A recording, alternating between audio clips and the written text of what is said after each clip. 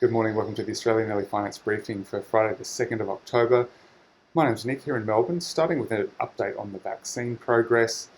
Deutsche Bank in the US has sort of put in their report that the Moderna vaccine, the CEO there is saying that they don't expect the vaccine to get emergency use authorization from the FDA until the 25th of November, which won't be good news for Donald Trump.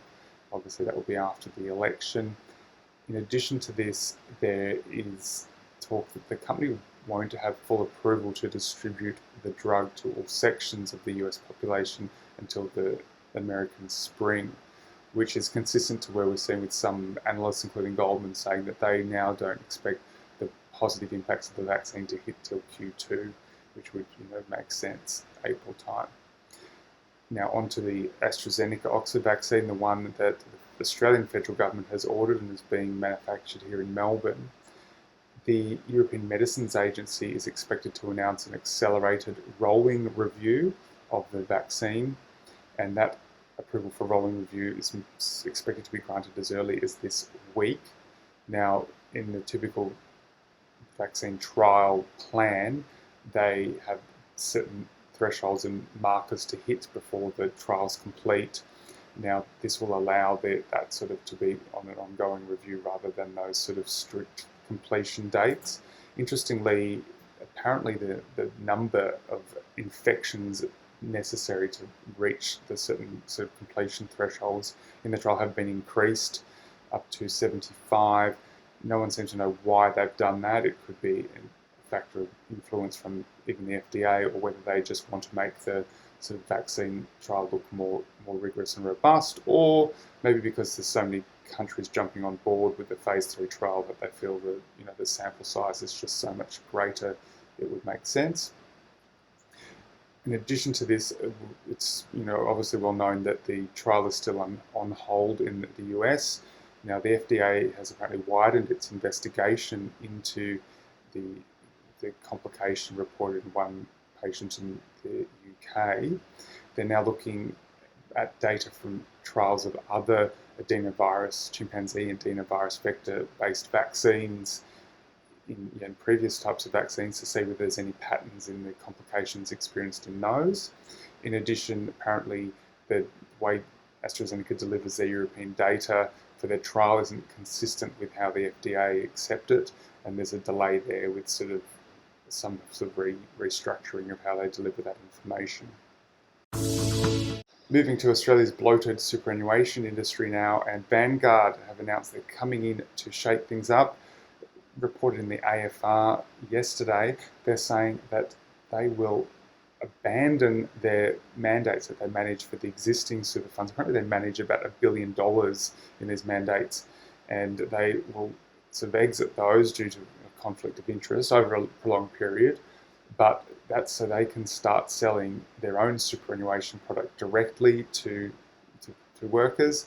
However, they will probably use their established relationships with financial advisors to generate most of their sales.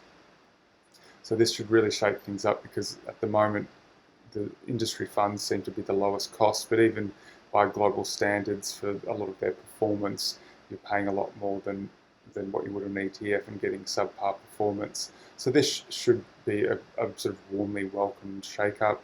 In addition, there's a number of customers that actively sort of do not want to invest in industry super funds, and therefore this will sort of give them an alternative.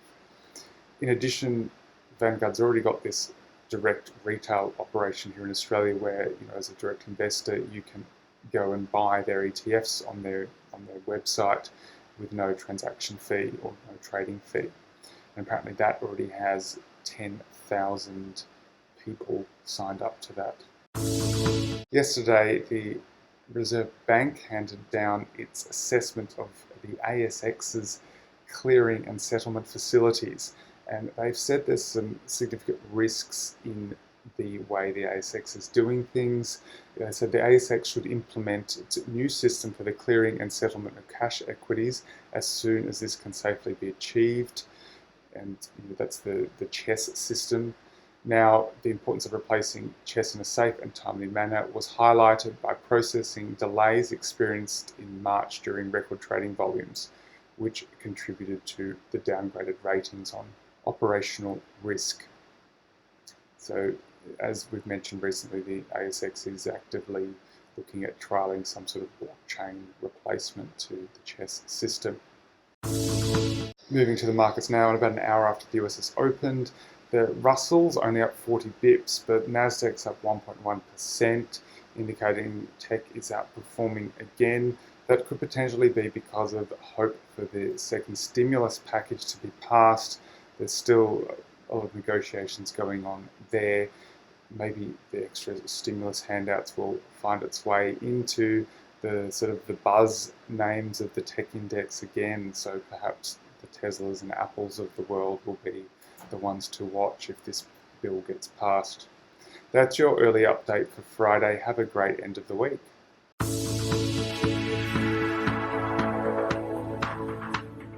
This podcast is for investment professionals only and should not be relied upon by private investors. The podcast is provided for informational purposes only and does not constitute financial advice. The values of investments can go up or down, so you may get back less than you initially invest.